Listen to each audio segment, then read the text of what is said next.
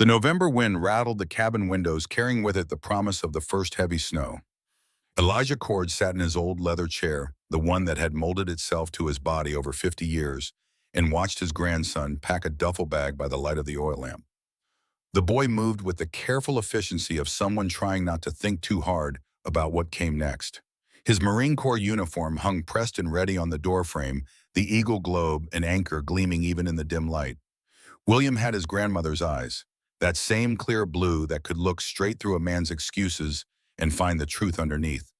Elijah had loved those eyes for more than half a century, and seeing them in his grandson's face brought both comfort and an ache that never quite went away. The old man's gaze drifted to the photograph on the mantel. The frame was simple pine darkened with age and smoke from 10,000 fires. The image inside showed a man and woman standing before this very cabin, though the structure in the photograph was new timber, not the weathered gray it wore now. The man stood tall despite a slight favoring of his left leg, his beard full and dark. The woman beside him wore a simple cream-colored dress, her blonde hair catching the sunlight. Their hands were clasped between them, fingers intertwined in a way that spoke of absolute certainty. William noticed where his grandfather's attention had settled. He paused in his packing, a wool sweater half folded in his hands. "Grandfather, I've seen that photograph my whole life, but you never talk about it much. Who was the woman beside you?" Elijah's weathered hand reached for the frame, lifting it with the reverence one might show a holy relic. His thumb traced the outline of the woman's face through the glass. "That was your grandmother, Catherine, the finest woman who ever drew breath in these mountains." The boy waited. He had learned young that his grandfather measured his words like a trapper counted pelts. "Nothing wasted, everything with purpose. She was the woman I swore a sacred oath to protect with my very life. And she was the woman who saved my soul when I thought it was lost forever." William set down his packing and moved closer. The cabin suddenly felt smaller, more intimate, and as if the walls themselves were leaning in to listen. Outside, the wind picked up, howling through the pines, the way it had for 50 years, the way it would for 50 more. "William, before you leave for the service, there's something you need to understand about what it means to make an oath, about what it needs to keep it, and about how sometimes the thing you're protecting ends up being the very thing that protects you right back." The old man settled deeper into his chair, the leather creaking in familiar complaint. His eyes took on that distant quality that meant he was looking at something far beyond these four walls, far beyond this moment in 1925. He was looking back across the gulf of years to a different time when his back was straight and his beard was black, and the woman in that photograph was still breathing the same air he breathed. It was March of 1870. 55 years ago, though, sometimes it feels like yesterday. I was 30 years old, and I'd been living alone in these mountains for 5 years since the war ended. Your grandmother, she was 28, though I didn't know that at the time. Didn't even know she was alive. Elijah's voice dropped lower, taking on the cadence of memory, of story, of truth, too important to rush. "Let me tell you about the day I made the most sacred oath of my life. About how I found her in chains, about the blood that was spilled to set her free, and about the 50 years that followed. About partnership and purpose and what it means to build something that lasts." The lamp flame flickered, the wind moaned, and the old mountain man began to speak. The Montana Territory in March of 1870 was a land caught between winter's death grip and spring's tentative promise. Snow still clung to the high peaks of the Gallatin Range, brilliant white against the hard blue sky. Down in the valleys, the Madison River ran fast and cold with meltwater, its voice a constant roar that echoed off the canyon walls. Elijah Cord's cabin sat on a rise overlooking a bend in that river, positioned exactly where he'd told Catherine he would build it back in 1860 before the war, before everything fell apart. The structure was solid timber, chinked tight against the elements, with a stone chimney that drew clean and a roof that shed snow without complaint. It was a cabin built by a man who understood that the wilderness respected competence and punished carelessness. For 5 years, Elijah had lived there alone. His territory stretched 300 square miles along the Madison River drainage and up into the mountains where the beaver ponds lay hidden and the mink ran thick along the creeks. He knew every game trail, every thermal spring, every place where the snow drifted deep enough to trap the unwary. The local trappers called him the Ghost, partly because he moved through the forest without sound, partly because he seemed more spirit than man, rarely coming down to Helena, never staying long when he did. The war had done that to him. 4 years as a Union Army scout, 4 years of seeing things no man should see, of doing things that left stains on the soul, even when the cause was just. He'd come back to Montana in 1865 with a leg that ached in cold weather and a heart that ached all the time. The only thing that had kept him going during those war years was the memory of Catherine Hayes and the promise they'd made to each other. That promise died in a letter. It arrived in the autumn of 1863, carried by a supply wagon to his unit in Tennessee. The handwriting wasn't Catherine's. It was her father's, the banker from Helena, who'd always thought a trapper's son wasn't good enough for his daughter. The words were brief and brutal. Catherine had entered the convent. She had taken her vows with the Sisters of Charity. She would spend her life in service to God, and Elijah should forget her and move on with his life. He'd tried. God knew he'd tried, but some ghosts don't exercise easy, so he'd built the cabin where he'd promised to build it alone. He ran his trap lines alone. He lived alone. It was simpler that way. The mountains didn't ask questions. The animals didn't want conversation. The work was hard enough to exhaust the body, though it never quite exhausted the memories. On that particular morning in March, Elijah woke before dawn, as was his habit. The routine was sacred in its simplicity. Build up the fire from last night's coals. Heat on water for coffee. Eat a cold breakfast of jerky and hardtack. Check his weapons. The Sharps rifle got a careful inspection. The .50 caliber bore checked for fouling, the breech mechanism tested. The Colt revolver came next, each chamber examined the action, smooth. The Bowie knife, 18 inches of steel his father had carried in the Mexican War, got a few passes across the whetstone. By the time the sun cracked the eastern horizon, he was ready to check his trap lines. The morning started like any other. He found 2 beaver in the traps along the creek, both clean, kills, both with thick winter pelts that would bring good money.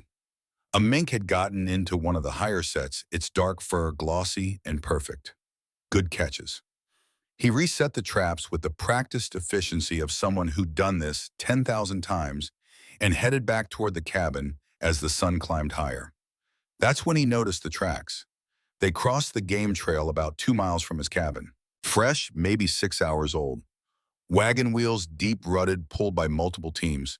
8 horses at least, probably more. And alongside the wagon tracks, the hoof prints of riders. A dozen men, maybe more. Elijah knelt beside the trail, studying the sign with the intensity that had kept him alive through the war. This wasn't a normal freight outfit. The wagons were too heavy, moving too slow. And the route was wrong.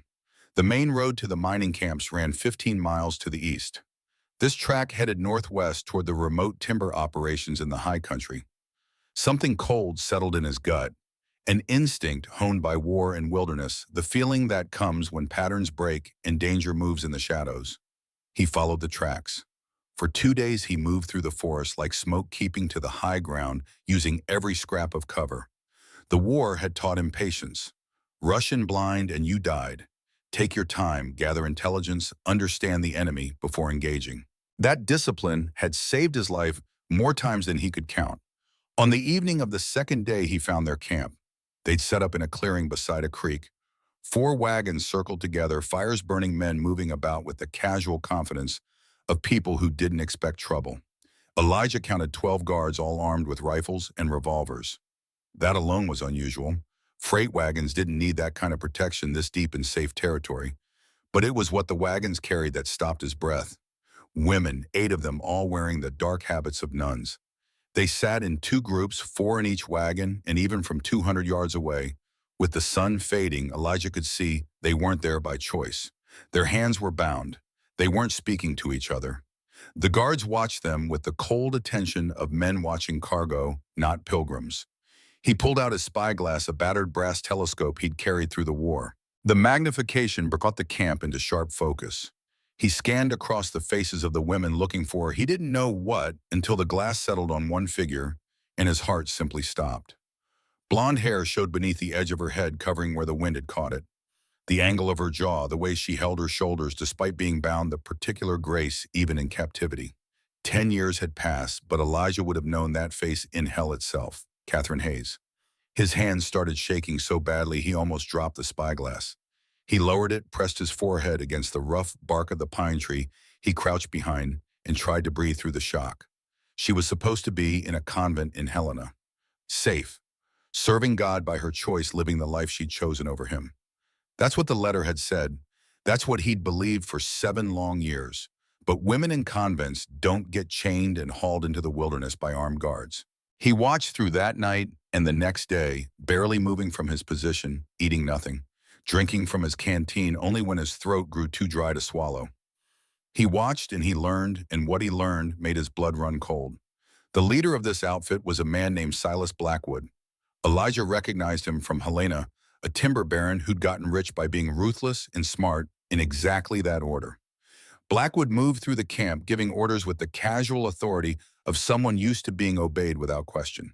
His clothes were too fine for wilderness travel, his manner too refined for the company he kept. On the second night, Elijah crept close enough to hear their conversations around the fire. "The Clearwater camp boss is paying premium for the blonde one," Blackwood said, warming his hands over the flames. $500. Wants himself a refined wife to civilize his operation. One of the guards laughed a sound without humor. "Civilize. That's what we're calling it now." "We're calling it whatever brings in money," Blackwood replied. "Father Brennan back in Helena, he's a practical man. The church needs funds. These women serve God by serving the needs of Christian men in remote areas. Everyone wins." "Except them," another guard muttered. Blackwood's voice went cold. "They should be grateful. Alternative is the street, or worse. This way they get husbands, security purpose. The fact that we profit from arranging these marriages, that's just good business." Elijah had heard enough. He pulled back into the darkness, moving silent as a hunting cat, and once he was far enough away, that sound didn't matter. He ran. He ran back to his cabin through the darkness, pushing his body hard, the wounded legs screaming protest that he ignored. By dawn, he was home, and he didn't waste time on rest. There was planning to do, preparation, because he understood now what was happening and what it meant. This wasn't a religious convoy. This was trafficking dressed up in church language and legal paperwork. Those women were being sold to remote timber camps, forced into marriages with men who saw them as property trapped in places where escape meant death in the wilderness. And Catherine, his Catherine, was bound for the worst of them. The cold calculation that had made him a deadly scout in the war came back like putting on familiar clothes. He spread out his maps on the table, studying the route Blackwood's wagons would have to take. There was only one way through the mountains to reach the Clearwater camp. The Gallatin Canyon, a narrow defile with steep walls and a single trail. It was perfect. Elijah knelt on the floor of his cabin, the same floor he'd laid with his own hands, and placed his right hand over his heart. The gesture felt ancient, sacred, something that transcended religion and went straight to the core of what it meant to be a man of honor. "Lord," he said, his voice rough in the empty room, "I failed her once. I took a letter at face value and didn't fight to verify the truth. I let her father's lies separate us. That was the mistake of a young fool. But I'm not young anymore, and I won't fail twice." He looked up at the ceiling beams at the home he'd built in preparation for a life that never came. "I swear on my life, on everything I am and everything I have, that I will free her or die in the attempt. This is my sacred oath. I will keep it or I will fall keeping it. There is no middle ground." The oath hung in the air, witnessed by no one but Gideon conscience. Elijah stood, feeling something settle into place inside his chest, something that had been loose and wounded for 7 years. Purpose, direction, a reason to be more than just a ghost in the mountains. He had 3 days before Blackwood's convoy would reach the canyon. 3 days to prepare an ambush that would either save Catherine or get them both killed. He got to work. The Gallatin Canyon was a natural trap carved by millennia of water cutting through stone. The walls rose 300 feet on either side, sheer rock that no horse could climb. The trail at the bottom was barely wide enough for a wagon, hemmed in by the creek on one side and cliff face on the other. A man with high ground and a rifle could command that entire passage, and Elijah knew every inch of it. He spent the first day placing charges. Black powder was expensive, but he'd saved it for emergencies, and this qualified. He drilled holes in the cliff face with a hand auger, each placement calculated to bring down maximum rock with minimum warning. The fuses were cut to precise lengths timed to detonate in sequence. Once started, there would be no stopping it. The second day went to preparing the killing field. He scattered caltrops across the trail, wicked spikes made from horseshoe nails twisted together, each one capable of laming a horse or crippling a man. He covered them with a thin layer of dirt and pine needles invisible until you stepped on them. He positioned deadfalls, heavy logs held by trigger releases, ready to crash down and block the trail. Every trick he'd learned in 4 years of irregular warfare, all of it focused on this one stretch of canyon.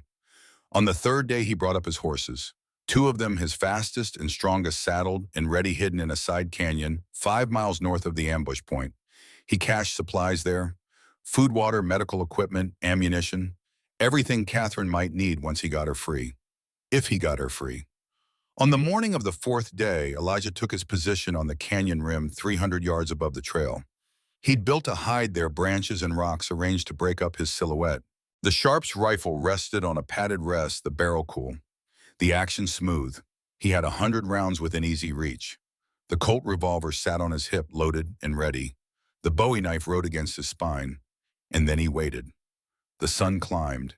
The creek below made its eternal music against the stones. A hawk circled overhead, riding thermals up the canyon walls.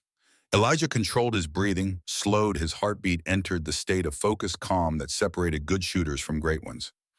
Mid-afternoon, he heard them coming. The rattle of wagon wheels over stone, the sound of hooves, men's voices carrying in the canyon's acoustics. Elijah settled the rifle stock against his shoulder and waited for the first wagon to enter the kill zone. The lead wagon came into view, pulled by a team of 4 horses, a guard sitting beside the driver. Behind it came the second wagon, then the third, then the fourth. 12 mounted guards rode alongside, rifles across their saddles, alert but not alarmed. Why would they be? They were deep in friendly territory, moving cargo that couldn't fight back, expecting no resistance. Blackwood rode near the front, his fine clothes dusty from travel, his face showing irritation at the rough conditions.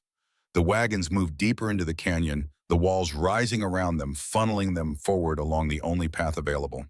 Elijah waited until the last wagon was fully committed, until the natural turn in the trail prevented easy retreat. Then he struck the first match. The fuse caught with a sputter and flash. It raced along the cliff face, a line of sparks barely visible against the gray stone. Elijah was already moving to the second charge, lighting it, then the third. By the time the first explosion went off, he was back at his rifle. The detonation was enormous, magnified by the canyon walls, a god's hammer striking stone. A section of cliff faced the size of a house, sheared away and dropped 300 feet straight down. It hit the trail ahead of the lead wagon and exploded into fragments, each piece the size of a man's torso, flying outward with lethal force. One guard was crushed instantly, horse and rider disappearing beneath tons of stone. The lead wagon's team spooked, rearing and screaming. The second explosion went off before anyone could react, bringing down another section of wall behind the last wagon, trapping the convoy in a 100-yard box with no escape. Chaos erupted. Horses bolted. Men shouted.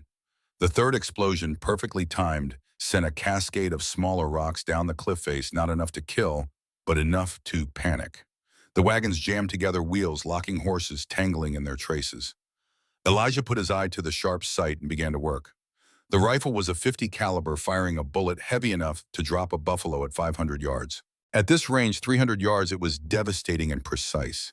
He'd sighted it in 1,000 times. He knew exactly where the bullet would strike. First shot, the guard climbing onto the second wagon, reaching for the door where Catherine was held. The Sharps boomed, kicking back against Elijah's shoulder with familiar force. 300 yards away, the man spun and fell, hit center mass dead before he hit the ground. Reload. The practiced motion of dropping the breech, ejecting the spent cartridge, sliding in a fresh round, closing the action. 3 seconds. Second shot. Another guard rushing the same wagon from the opposite side. Hit in the neck, a fountain of blood, instant death. 2 guards down, both near Catherine. Message sent. The return fire started wild and panicked. Rifles barked from below, bullets striking the cliff face 50 yards from Elijah's position. They couldn't see him, didn't know where the shots were coming from, were firing at shadows and echoes. Elijah changed position, moving 30 feet to a secondary hide, and kept shooting.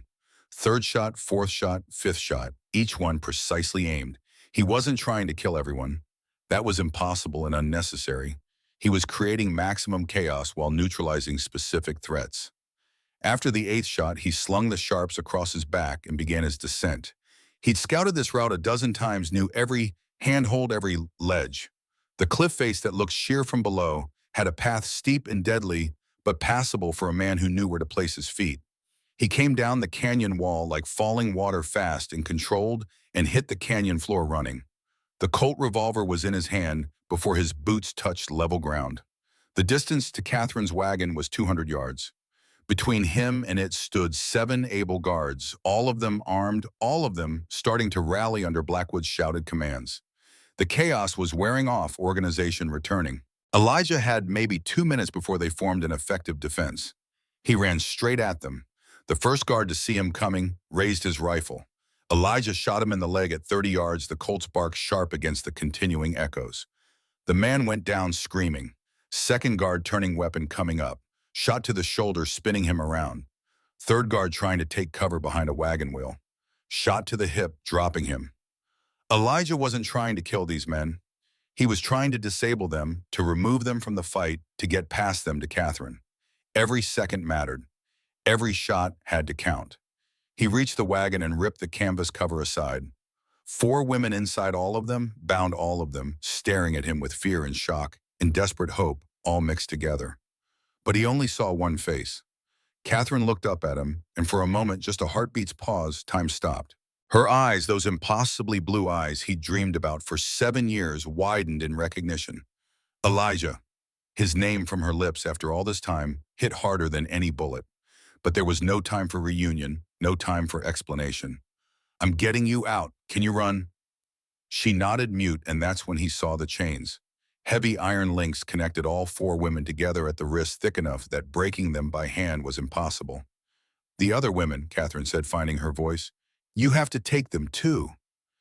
3 more faces looked at him with pleading desperation. Elijah's tactical mind raced through options. 4 women all chained together, guards recovering from shock, Blackwood rallying his men. There was no way to get all of them out. Not alive, not today.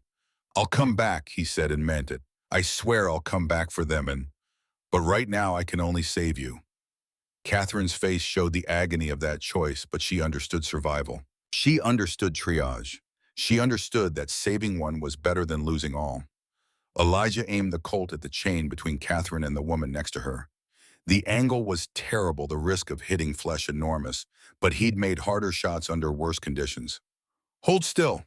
The gunshot in the enclosed wagon was deafening. The chain link shattered, spraying metal fragments. Catherine jerked her hands apart, free, bleeding from a dozen tiny cuts, but mobile. "Go," one of the other women said. "Go now, we'll be all right." It was a lie, and everyone knew it, but it was the kind of lie that lets people do what they must. Elijah grabbed Catherine's hand and ran. Behind them, Blackwood's voice rose in fury. "Stop them! $1,000 to whoever brings them back alive." 6 guards, the ones still mobile, started pursuit on foot. The horses were too spooked, too tangled. But 6 men running can cover ground fast when they're motivated by golden rage. Elijah pulled Catherine toward the north end of the canyon, toward escape, toward the horses waiting 5 miles ahead. The ground was rough, strewn with rocks from the explosions, treacherous underfoot. Catherine stumbled, her ankle turning on loose stone, and he caught her before she fell.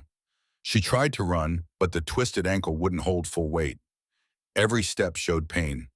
They'd covered maybe 200 yards, and the gap was closing. The guards were gaining. Elijah stopped, turned, faced the pursuit. "Keep running," he told Catherine. "Follow the creek north. 5 miles. 2 horses waiting. Don't stop." "I won't leave you." He looked at her, then really looked at her, and let her see in his eyes everything he'd felt for 10 years. All the love that hadn't died. All the loneliness that had nearly killed him. All the hope he'd buried and was now resurrecting. "This is my oath. To save you. That's all that matters. Now go." He pushed her forward, gentle but firm, and turned to face 6 armed men with 6 rounds in his Colt and a knife against his spine. The guards spread out as they approached, learning from their dead companions, using cover. They were at 30 yards and closing when Elijah opened fire. First shot, second shot, third shot. He hit 2 men solidly, one in the chest, one in the gut. The third shot winged another, spinning him around. Fourth shot missed as he dove behind a boulder. Fifth shot, sixth shot, both finding targets, both dropping men. The Colt clicked, empty. Elijah dropped it and pulled the Bowie knife, 18 inches of steel, catching the afternoon sun. The last two guards hit him simultaneously, one from each side. He got the knife into the ribs of the first one, feeling the blade grate on bone, pulling it free in a spray of blood. The second guard crashed into him from behind, and they went down together in a tangle of limbs and violence. Rolling, punching the guard's fists, hammering into Elijah's face, his ribs. Elijah got a thumb into the man's eye socket, felt him scream and pull back, used the space to bring his knee up hard into the guard's groin. The man folded, and Elijah shoved him away, struggling to his feet. That's when the rifle barrel pressed against the back of his skull. End of the line, Ghost. Blackwood's voice cold and triumphant.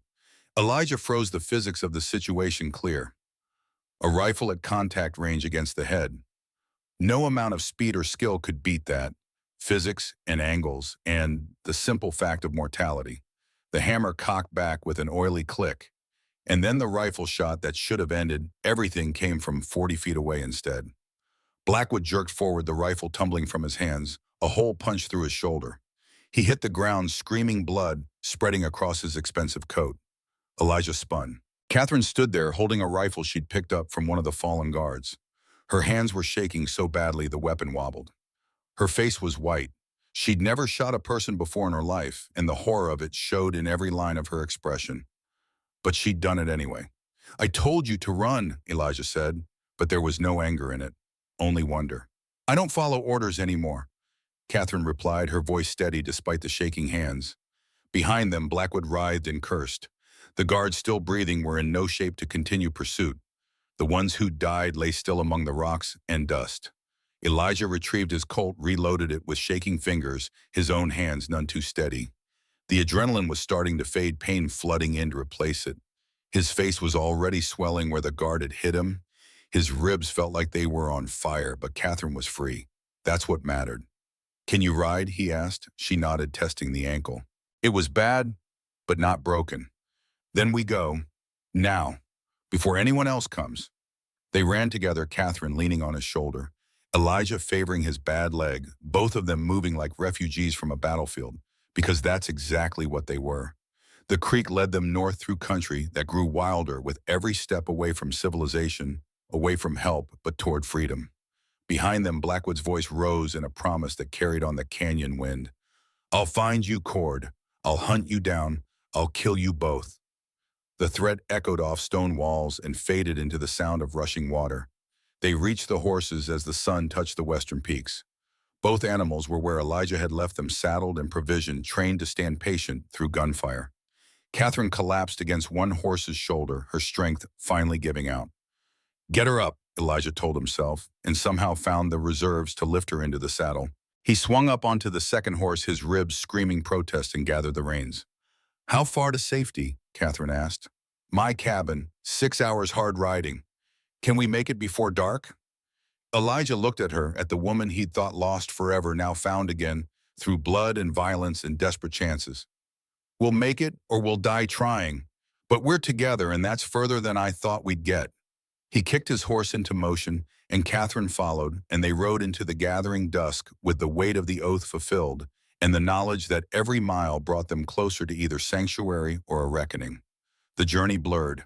Hours passed in a haze of pain and determination. Elijah felt blood trickling down his side, warm and sticky beneath his shirt. The guard's knife had found him during the fight, opened up his ribs. Nothing immediately fatal, but steady bleeding that would become a problem if he didn't address it soon. Catherine clung to her saddle, her face drawn and pale, the shock of what had happened starting to settle on her shoulders. She'd killed a man. That wasn't something a woman raised in faith and shelter could easily process, and Elijah could see her wrestling with it even as they rode. They spoke only once during that ride at a creek crossing where they let the horses drink and catch their breath. 10 years, Catherine said, her voice barely above a whisper. I thought you forgot about me. Moved on. Made a life. I got a letter, Elijah replied, studying the horizon, checking their back trail. Your father wrote it. Said you'd chosen the church over me. That I should forget you. Her sharp intake of breath made him look at her. I never wrote that letter. I never chose anything. Her voice hardened. My father locked me in my room when you left for the war. When I got out, you were gone. He told me you died in Tennessee. When I called him a liar when I tried to leave and find you, he threatened to have you killed if I didn't take vows. Said he had connections, men who could make it look like an accident. The truth hit Elijah like a physical blow. 10 years of believing she'd abandoned him. 10 years of loneliness and bitterness and hollow survival. All of it built on a father's lie. 10 years, he said the words bitter as alkali water. We lost 10 years. But we're here now, Catherine said, and something in her voice made him meet her eyes. And I'm not going back. Whatever comes next, whatever hell Blackwood brings down on us, I'm not going back to chains. Then we fight, Elijah said simply, together. They reached the cabin as full darkness settled over the mountains. The lights Elijah had left burning welcomed them home, warm yellow squares against the black bulk of the forest. He half fell from his saddle, his leg finally giving out completely, and Catherine was there to catch him, her slight frame somehow bearing his weight. Inside, she ordered, and there was steel in her voice he'd never heard before. 10 years in a convent hadn't broken her. It had tempered her. The cabin's interior swam in and out of focus as she helped him to the bed. Elijah lay back, the world tilting and spinning, blood loss catching up with him fast. Through dimming vision, he watched Catherine move with purpose, stripping off his coat, cutting away his shirt, exposing the knife wound along his ribs. "Stay with me," she commanded, and began to work. Her hands were steady now, all the shaking gone. She built up the fire, set water to heat, gathered supplies from his medicine kit. 10 years of nursing the sick and dying in the convent showed in her efficiency. No wasted motion, no hesitation. The whiskey, when it hit the wound, made Elijah scream, biting down on a leather strap to muffle the sound. Catherine didn't flinch, just kept cleaning the cut, her face set in concentration. The needle came next, threaded with gut, and she began to stitch. 12 stitches. Elijah counted every one, forcing himself to stay conscious, to focus on her face rather than the pain. In the lamplight, with her blonde hair coming loose from the habit's covering, she looked exactly like the girl he'd loved 10 years ago. But her eyes had changed. They'd seen things now, understood depths of human cruelty and courage that the young Catherine never could have imagined. "There," she said, finally tying off the last stitch. "It'll scar, but you'll live." She bandaged the wound with strips of clean cloth, then checked the rest of him. Bruises already purpling across his ribs, his face swollen where the guard had hit him. The old wound in his leg, aggravated by the fighting and running, inflamed and painful. By the time she finished, Elijah was shaking with fever. She sat beside him through that night, cool compresses on his forehead, forcing water between his lips when he'd take it. He drifted in and out of consciousness, caught in fever dreams, where past and present tangled together. In the dreams, he was young again, and Catherine was young, and they were by the river on a summer afternoon. She was teaching him poetry, laughing at his clumsy attempts to understand meter and rhyme. He was teaching her to shoot, his hands over hers on the rifle, feeling her breathe and aim and gently squeeze. Their first kiss under the cottonwood tree, sweet and tentative and full of promise. Then her father, discovering them, rage twisting his features. The accusations, the demands, the choice forced on a girl too young to refuse. Elijah surfacing from the dream, finding Catherine's face above him, real and present. "I'm sorry," he whispered, the fever loosening his tongue. "Should have fought for you. Should have come back to verify. Biggest mistake of my life." "Hush," she said, her hand cool on his burning forehead. "You're here now. You saved me. That's what matters." "Sacred oath," he mumbled, slipping back into darkness. "Swore I'd protect you. Swore on my life." When morning came, the fever broke. Elijah woke to find Catherine asleep in the chair beside his bed, her head tilted at an angle that would leave her neck sore. He watched her sleep, studying the lines the years had drawn on her face, the strength they'd built into her bones. She woke to find him watching. "You're alive," she said, and the relief in her voice was profound. "Thanks to you." Catherine stood, stretching muscles stiff from the vigil. She moved to the window, looking out at the valley, at the river, at the forest stretching to the horizon. When she spoke, her voice was quiet but absolute. "I can't stay here as a guest, Elijah. I won't be charity or burden or kept woman. If I'm here, I need to contribute. I need purpose." He struggled to sit up, his ribs protesting. "What are you proposing?" She turned to face him, and in her eyes he saw the determination that had let her shoot a man to save him. Make me your partner. Equal shares in this land, this life, this work. I can cook, I can nurse, I can work leather, I can keep books. My brother taught me those skills before he died, before my father forced me into the convent. I'm not helpless, and I won't pretend to be. Elijah studied her face, seeing not the girl from his memories, but the woman she'd become. Tested, proven, unbroken by circumstances that would have destroyed someone weaker. Partners, he said. Equal shares, you work, you earn, you own. This cabin, this land, this life, half yours. He extended his hand across the space between them. Catherine crossed to him and took it, her grip firm and sure, calloused from years of labor. Partners, she agreed.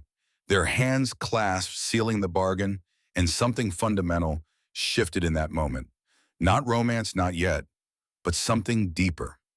Recognition, understanding. Two people who had survived their own hells, finding in each other not just companionship, but true partnership. Catherine released his hand and moved to the cabin's small stove. Then, as your partner, my first contribution is breakfast. You're too weak to cook, and we both need to eat. She worked efficiently, making cornmeal mush and frying salt pork, moving through the cabin with a certainty that suggested she'd been memorizing its layout, learning where everything belonged.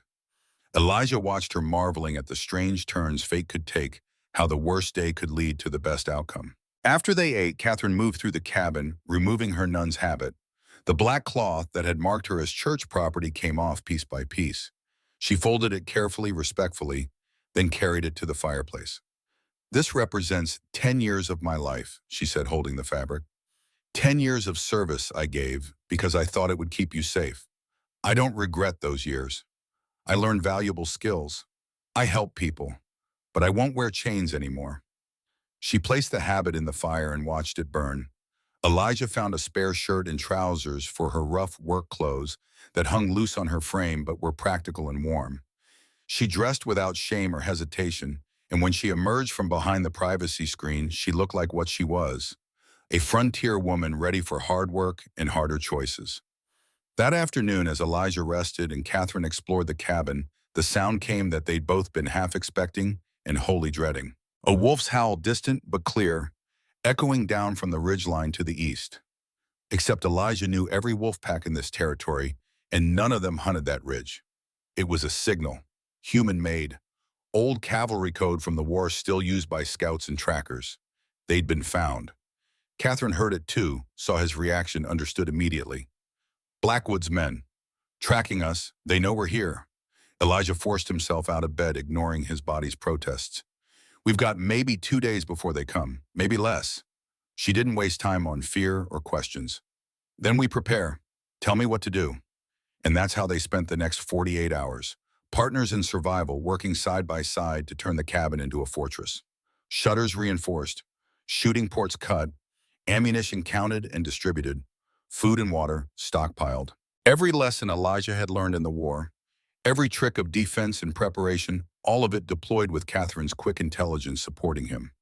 On the second night, they sat by the fire weapons, cleaned and ready, waiting for dawn and whatever it would bring. The cabin was as prepared as they could make it. Now it came down to skill and luck and whether their partnership was strong enough to survive what was coming. I'm not afraid, Catherine said quietly, staring into the flames. You should be. I am. She looked at him surprised. You the ghost of the Rockies. Fear keeps you sharp. Fear keeps you alive.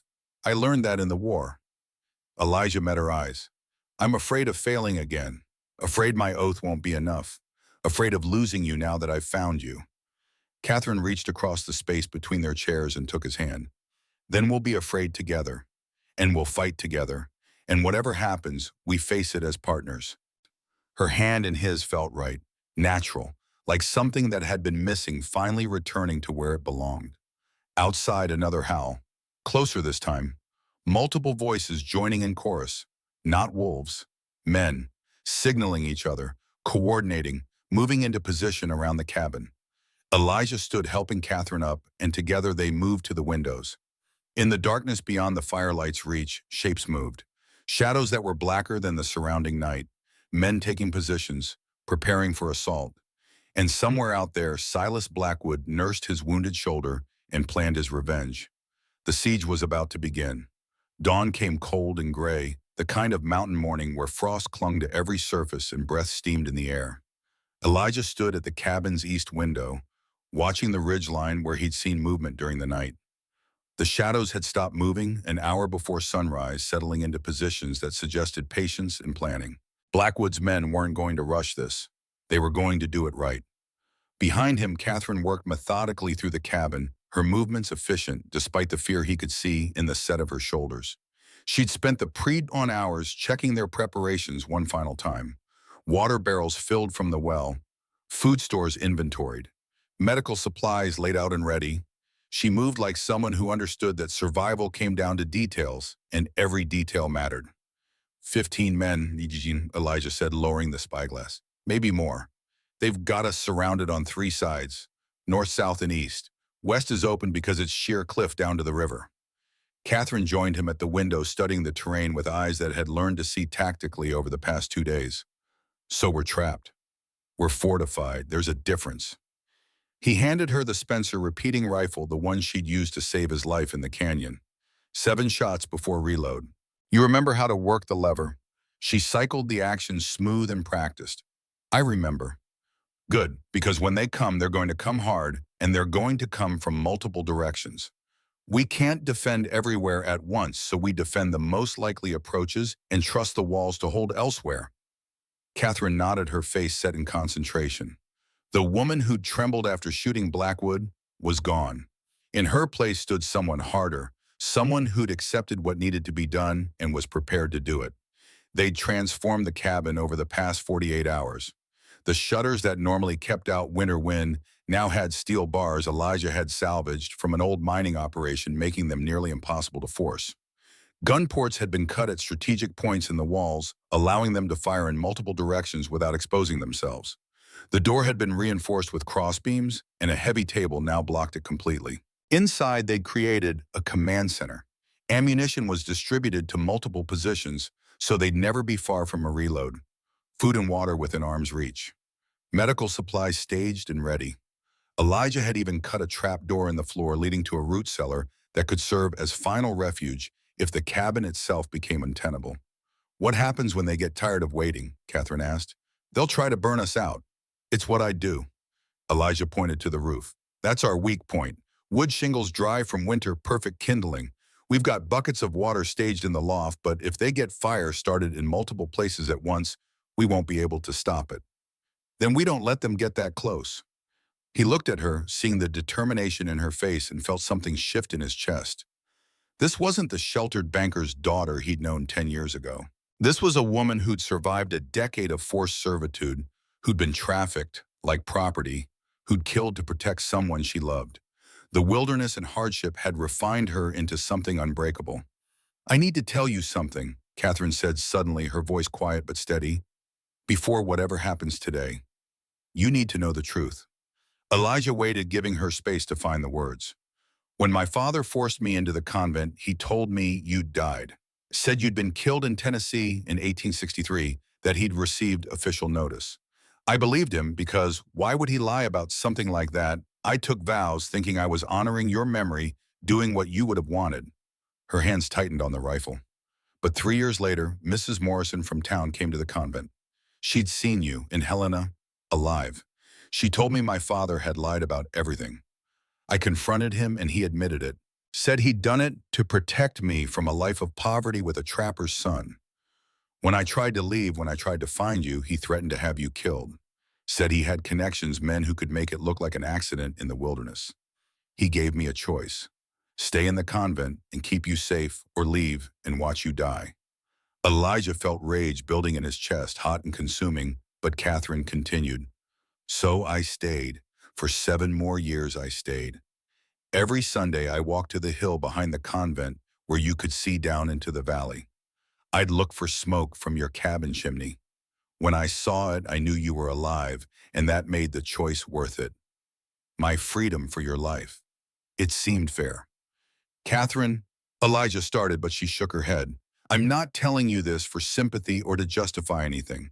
I'm telling you because when those men come through that door, I want you to know why I'll fight like hell to keep you alive. It's not gratitude for the rescue. It's not dependence or fear or any of those things. It's because I already gave up 10 years to keep you breathing, and I'll be damned if I let Blackwood undo that now. She met his eyes, and in them he saw everything she'd endured, all the loneliness and sacrifice and quiet courage it had taken to survive. So when I shoot today, when I kill if I have to, it's not because I've lost my faith or my soul. It's because I know exactly what I'm protecting and what it's worth. Elijah crossed the room and took her face in his hands gentle, despite the calluses and scars. We're going to survive this, he said, both of us, together. And when it's over, when Blackwood's dealt with and the threat's gone, I'm going to court you proper. Build you a life worth the one you gave up. That's my new oath. Catherine smiled, and for a moment the fear left her face. I'll hold you to that. The moment shattered as a voice called out from the tree line, amplified and arrogant. Cord, I know you're in there. Let's talk like civilized men, Blackwood. His voice carried the particular edge of someone in pain trying to sound confident. The shoulder wound Catherine had given him was clearly bothering him. Elijah moved to the north window, staying back from the gun port, not giving them a target. Nothing to talk about, Blackwood. Turn around and ride out while you still can. You've cost me a fortune, Ghost. 3 men dead, 4 more wounded. Bad enough they can't work. Do you know what that means? Every day I'm stuck here is a day my timber camps aren't producing. The contracts I'm going to miss, the penalties I'll pay.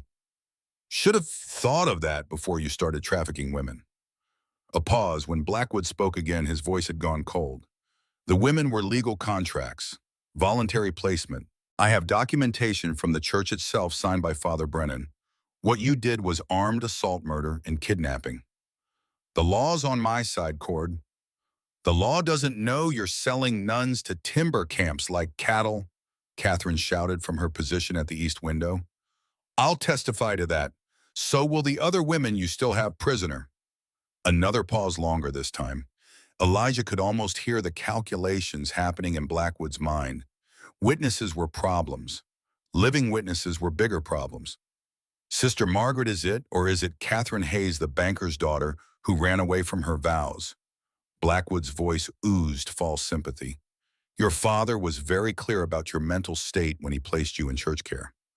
Unstable, prone to fantasy. Who do you think they'll believe, a respected businessman with church documentation, or a wayward nun who abandoned her vows to live in sin with a mountain savage? Catherine's face went white with rage, but Elijah caught her eye and shook his head. Don't engage. Don't let him provoke mistakes. Last chance, Cord, Blackwood called. Send out the woman, sign a statement saying this was all a misunderstanding and I'll let you live. Refuse and we'll burn you out and collect your bodies from the ashes. Elijah's response was a single rifle shot fired high and deliberate that hit the tree trunk Blackwood was using for cover. Bark exploded inches from where the man stood. The message was clear. No negotiation, no surrender, no mercy. Blackwood's scream of rage echoed across the clearing. Your funeral, ghost men, take them. The attack came from the north, first 4 men breaking from cover, rifles firing as they ran. They'd learned from the canyon ambush, using covering fire, moving in short rushes, trying to get close enough that Elijah's marksmanship advantage disappeared in chaos. But this time Elijah had prepared ground. The first man hit the caltrops Elijah had scattered across the approach, hidden under pine needles. The twisted metal spikes drove through his boot sole and into his foot. He went down screaming, and the men behind him scattered, suddenly aware the ground itself was hostile. Elijah fired through the north gun port, the sharps booming in the confined space. 200 yards, a running target. The bullet took the lead man in the thigh, spinning him down. Not a kill shot. Deliberate. Wounded men screamed and scared their companions. Dead men were just obstacles. Catherine fired from the east window, her Spencer cracking in rapid succession. 7 shots, the lever, action smooth, and 3 men diving for cover as bullets kicked up dirt around them. She wasn't hitting anyone, but she was keeping them pinned, preventing them from flanking. The first wave broke and retreated after 90 seconds, leaving 2 men down and the others scrambling back to the tree line. They're probing, Elijah said, reloading the sharps with practiced speed. Testing our response time. our accuracy looking for weak points. Did they find any? They found out we can shoot, and we're not panicking. That'll make them more cautious. The second wave came 20 minutes later, this time from the south and east, simultaneously. Coordination, learning, 6 men with torches running in pairs trying to reach the cabin walls. Elijah took the south approach, Catherine the east. The rifles barked in counterpoint smoke filling the cabin. Elijah dropped one torch carrier with a shot to the shoulder, saw the torch tumble, and scatter flames across dirt too wet to catch. Catherine hit another in the leg, beautiful shooting for someone who'd learned rifles 10 years ago and hadn't practiced since. But one torch carrier made it through close enough to hurl his brand onto the roof. The burning wood landed among the shingles and caught. Flames spread fast, eager, hungry. "I'll get it," Catherine shouted, already moving for the ladder to the loft. No two exposed. But she was already climbing nimble and quick despite the long skirts. Elijah covered her firing at anything that moved, keeping the attackers' heads down while she worked. Catherine emerged onto the roof bucket in hand and doused the flames. The fire hissed and died. But as she stood there, silhouetted against gray sky, a rifle cracked from the tree line. The bullet hit the roof inches from her feet. She dropped flat, rolling, and a second shot tore through the space where she'd been standing. Elijah tracked the muzzle flash, adjusted for distance and wind, and sent a .50 caliber reply that silenced the shooter permanently. Catherine half climbed, half fell back through the loft opening, landing hard on the cabin floor. Her face was white, hands shaking, but she was alive. "That was too close," Elijah said, helping her up, checking for wounds. "But it worked. The fire's out." They stared at each other for a heartbeat, the reality of how quickly death had passed settling on both of them. Then Catherine grabbed her rifle and returned to her position, and they waited for the next wave. It came an hour later. 12 men this time, every able-bodied Blackwood could field, attacking from 3 directions at once. North, south, east. Simultaneous assault. Overwhelming force. This was it. The real push. Win here or lose everything. The gunfire became continuous, deafening in the cabin's confines. Smoke made breathing difficult. The smell of burnt powder filled every space. Elijah moved between windows, firing, reloading, firing again. The sharps, then the Colt, when targets got close, then back to the sharps. His shoulder ached from the recoil, his ears rang, but his hands stayed steady and every shot counted. Catherine fought beside him, the Spencer barking its 7-shot rhythm, then the pause to reload, then 7 more. She'd moved past fear into something colder, more focused. Pure survival instinct taking over the trained nurse's ability to compartmentalize and function under pressure. Men fell, 3 confirmed dead, 4 wounded and dragging themselves back. But others kept coming, driven by Blackwood's fury and the promise of gold. One made it to the cabin wall too close for rifle fire. Elijah heard the thump of a body against the logs, heard the scrape of steel on wood. Someone trying to pry open a shutter. He dropped the sharps, drew the Bowie knife, and kicked open the gun port. The man outside looked up, eyes wide, and Elijah drove the blade down into his shoulder. The man screamed and fell away. Not a kill, but he wouldn't be fighting anymore. The assault lasted 8 minutes that felt like 8 hours. When it finally broke, when the survivors retreated to regroup, Elijah and Catherine stood among empty brass casings and gun smoke, both breathing hard, both alive. "Ammunition check," Elijah said, his voice hoarse. Catherine counted quickly. 40 rounds for the Spencer, maybe 30 for the sharps, 20 for the revolvers. Less than half what they'd started with. And Blackwood still had men, still had resources, still had rage driving him forward. "We can't sustain another assault like that," Catherine said quietly. "No, we can't." Elijah looked at her, seeing the exhaustion starting to show. "Next time they come, they'll use fire. Multiple sources, overwhelm our ability to fight it. So what do we do?" Before he could answer, they heard it, a sound that cut through the ringing in their ears, a young voice calling from the trees. "Don't shoot. I'm unarmed. I need to talk." Elijah moved to the window, rifle ready. A figure emerged from the tree line, hands raised high. Young, maybe 16, wearing trail clothes, too big for his frame. Not one of Blackwood's regular men. Someone new. "I'm coming to the cabin," the boy called. "I have information you need. Please don't shoot." "Could be a trick," Catherine whispered. Could be, but I'm curious. Elijah raised his voice. Stop right there to state your business. The boy stopped at the edge of the clearing, still 50 yards out. My name is Samuel Porter. My father was Jacob Porter, a trapper. Blackwood had him killed 2 years ago over a territory dispute. I've been tracking Blackwood ever since gathering evidence. I know what he's doing with the nuns. I can prove it. Elijah's memory flickered. Jacob Porter, good man, honest trapper. Found dead in his camp, officially ruled an accident, but the circumstances had never sat right. Broken neck from a supposed fall, but no tracks showing he'd climbed anything. How do I know you're not one of Blackwood's men? The boy reached slowly into his coat and pulled out something, holding it high. Even at this distance, Elijah recognized it. A trapper's license, the official territorial document. He could just make out the name. My father's license. He always said if anything happened to him, I should find Elijah Cord. Said you were the only honest man in these mountains. Catherine looked at Elijah. You believe him. His father said that about me.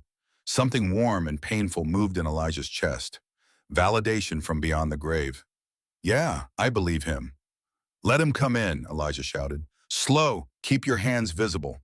Samuel Porter walked across the clearing like a man crossing a frozen lake, every step careful, aware that death could come from any direction. He reached the cabin door and Elijah let him in, rifle trained on him, the whole time searching for weapons or treachery. The boy was genuinely young, rail thin, with eyes that had seen too much too soon. He held his father's trapper license like a talisman, and when he saw Catherine, he immediately averted his gaze, respectful and nervous. Ma'am, sir, thank you for not shooting me. You've got 2 minutes to explain why you're here, Elijah said. Samuel pulled a leather satchel from under his coat and opened it. Inside were documents, ledgers, letters, all bearing Blackwood's seal or signature. I've spent 2 years gathering this, following Blackwood's operations, copying documents, recording transactions. He spread papers on the table. This ledger shows payments to Father Brennan. $200 per woman.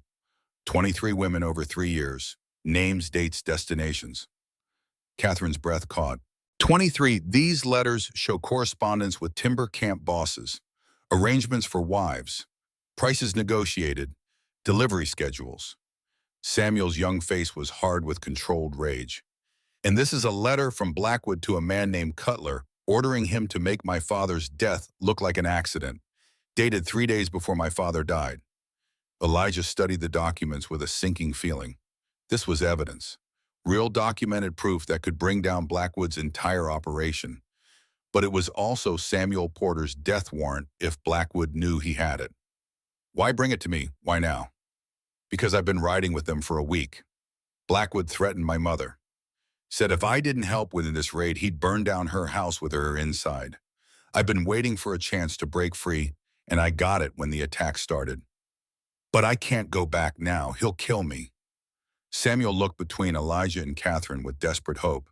But if I can get to Fort Ellis, to the army commander there, this evidence could end him. Get all those women freed. Get justice for my father and everyone else he's hurt. I just need time. 2 days to ride there and back with soldiers. 2 days, Catherine said quietly. Can we hold 2 days? Elijah looked at their ammunition stores, at the walls already showing bullet scars, at the exhaustion in Catherine's face. 2 days against a man with unlimited resources and nothing to lose. We don't have a choice, he said finally. If we don't end this now, Blackwood will just keep coming. He can't afford to let us live, not as witnesses. He turned to Samuel. You know the back trails, the routes that avoid the main roads. My father taught me everything. I can get to Fort Ellis in 30 hours if I don't stop. Elijah moved to the gun rack and pulled down his best rifle, a Winchester he'd been saving for emergency. He handed it to Samuel, along with a box of ammunition. Take my fastest horse, the bay mare in the corral. She'll run all day and not quit. He pulled out a pencil and paper, scrawling a quick note. Give this to Colonel Harrison at the fort. He served with me in the war. He'll listen. Catherine added her own note, a sworn statement about the trafficking, about Blackwood's operation, about the women still imprisoned. Her handwriting was clear and precise, a convent education showing through. Father Morrison is at the fort too, she said. The priest, he'll vouch for me. Tell him Catherine Hayes sent you and that everything I wrote is true. Samuel took the notes with shaking hands, understanding the weight of what he carried. evidence, testimony, hope. I won't let you down, I swear it. 2 days I'll bring the army. You'll need to slip out the west side, Elijah said, checking the window. Down the cliff path to the river. It's steep, but you can make it. Once you are in the water, follow it north 2 miles. My horse is hidden there. After that, ride like hell and don't look back. They prepared him quickly. Food in his saddlebags, water, extra ammunition, a map showing the safest route. And then Samuel Porter, 16 years old and carrying the weight of justice, slipped out the back of the cabin and disappeared down the cliff trail. Elijah watched him go, then turned to Catherine. Now we just have to survive 2 days. She checked the Spencer's action, her face set in determination. Then we'd better make every shot count. The attack when it came was different. Blackwood had seen Samuel escape, had realized what it meant, and now he fought with desperate fury. This wasn't about profit anymore. This was about survival. If that evidence reached Fort Ellis, he'd hang. The timber baron himself led the charge, his wounded shoulder bound tight, a rifle in his good hand. 9 men came with him, all that remained of his force. They came at sunset when the light was tricky and shadows made aiming difficult. And they came with fire. Torches flew from multiple directions, arcing through the air like meteors. 3, 4, 5 of them. More than Catherine and Elijah could possibly extinguish. The roof caught in 2 places. The south wall where a torch lodged between logs. The ground near the door where spilled lamp oil waited for ignition. Smoke filled the cabin within seconds. Catherine's eyes watered as she fired blindly through the haze, coughing, choking. Elijah aimed by sound and instinct, the sharps finding targets through sheer experience and luck. But the flames spread faster than they could fight. The roof was going collapsing in places, sending showers of sparks and burning debris raining down. The heat grew unbearable. Breathing became agony. "The root cellar," Elijah shouted over the roar of flames.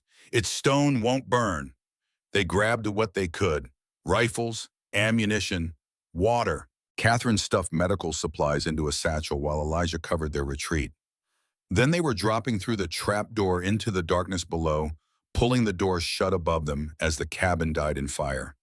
The cellar was small, maybe 8 feet square, carved from bedrock when Elijah built the cabin. Stone walls, stone ceiling, a space meant for storing vegetables and keeping them cool. Now it was refuge from an inferno.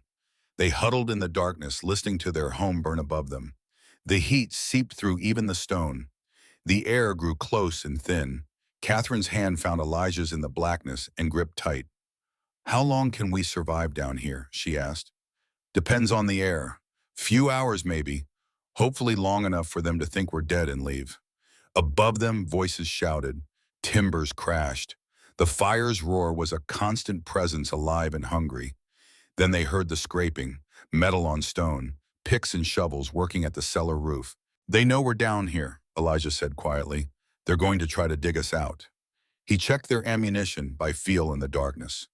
20 rounds for the Sharps, 15 for the Spencer. 1 Colt revolver with 6 shots, not enough for a sustained fight, enough for a last stand. Catherine's hands moved in the dark, checking her own supplies. Then she gasped a small sound of pain. "What is it?" "My arm, the wounded one. I think I hit it on something during the retreat. It's bleeding again." Elijah felt in the darkness, his fingers finding wet warmth. The old wound from the canyon ambush had reopened. In the chaos and smoke, in desperate flight, she'd torn the stitches. Blood flowed freely, warm and slick. "I need light to treat this," he said. "No light. They'll see it through cracks and know exactly where we are." "Catherine, you're bleeding badly. Without treatment, you'll go into shock." "Then treat it in the dark. You've done it before." She was right. He had. During the war, in situations just like this, wounded men in darkness, enemy nearby, no light possible. You worked by touch and memory and prayed you got it right. His fingers found the wound, traced its edges, deep enough to worry about, not deep enough to be immediately fatal. The bleeding was steady, but not arterial. Survivable if he could stop it. "This is going to hurt," he warned. "Everything hurts. Do it." He worked in absolute darkness, his world reduced to touch, cloth torn for bandages. Whiskey from his flask poured over the wound, Catherine's sharp intake of breath, the only sign of her pain. Pressure applied to stop the bleeding. his fingers probing gently, checking for debris, for damage beyond the surface. The bandage went on tight, maybe too tight, but it stopped the blood flow. Catherine's breathing was labored but steady. In shock, but managing it, the nurse's training giving her framework to endure. Rest, Elijah said. Conserve strength. We're going to need it. They sat in darkness, backs against stone, listening to the scraping above grow louder. The diggers were making progress. Slowly but steadily, they were breaking through. Hours passed, maybe 3, maybe 5.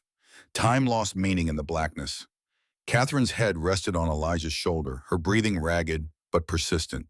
His own exhaustion was a physical weight pulling him toward sleep he couldn't afford. The scraping stopped. In the sudden silence, a voice, Blackwood's harsh and triumphant. I know you're down there, Cord. We've cleared enough rock that one good charge of powder will blow this whole cellar open. You've got one chance. Come out now, hands empty, and I'll make it quick. Stay down there and you'll be buried alive when we collapse this hole on top of you. Elijah didn't answer. Let Blackwood wonder. Let him waste powder trying to collapse stone that had stood for 5 years and would stand for 50 more. Fine, have it your way. Footsteps retreated. Elijah tensed, preparing for the explosion. It never came. Instead, a different sound, distant at first, then growing. Thunder. Not from a storm, from hooves, many hooves, and with it, voices shouting orders in the crisp cadence of military discipline. Cease fire, United States Army. Silas Blackwood, you and your men are under arrest. Catherine's hand tightened on Elijah's. Samuel made it. The sounds of confrontation filtered down through stone. Shouts, curses from Blackwood. The calm, implacable voice of authority making no room for argument. More horses arriving. The jingle of military tack. The organized chaos of soldiers securing a scene. Then footsteps approaching the cellar. A voice calling down. Elijah Cord, Catherine Hayes.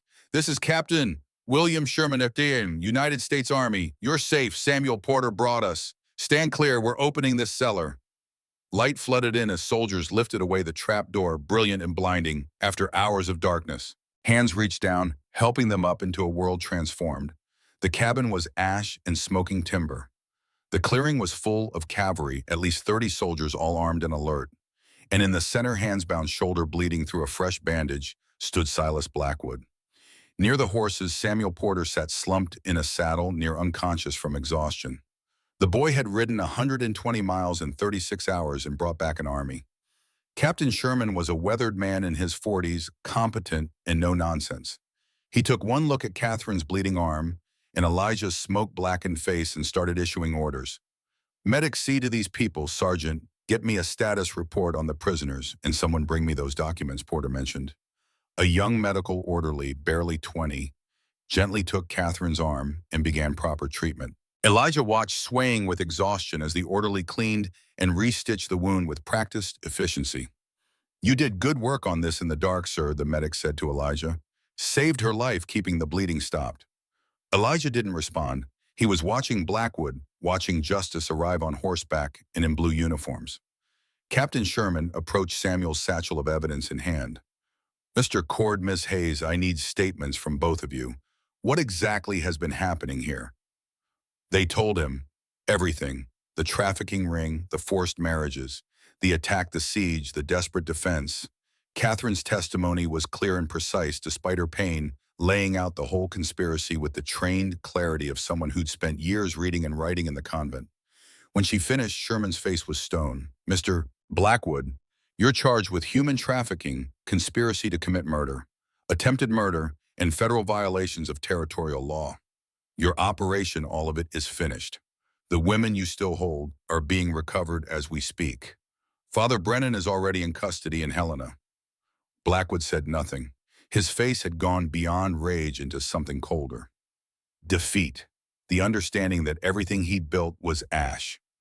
You'll hang for this, Sherman continued. All of you. The evidence is overwhelming. The testimony damning. You've got nothing left but a rope and a drop. As soldiers led Blackwood away, the man looked back at Elijah and Catherine one final time. No threats, no promises of revenge. Just the hollow stare of someone who'd gambled everything and lost. Samuel Porter, given water and food by the soldiers, made his way over to Elijah and Catherine. The boy looked half dead, but entirely triumphant. "I made it," he said simply. Rode straight through. Didn't stop except to change horses at the relay station. Got to Fort Ellis, found Colonel Harrison, showed him the evidence. He mobilized immediately. Elijah gripped the boy's shoulder. "Your father would be proud. You brought down the man who killed him. That's justice." "It's more than that," Samuel said, looking at Catherine. "It's 23 women who will go free. 23 lives saved. My father always said one good deed outweighs 1,000 bad ones. Today proved him right." As the sun set over the ruins of Elijah's cabin, Catherine leaned against him, exhausted and wounded but alive. The battle was over, the siege broken, justice served.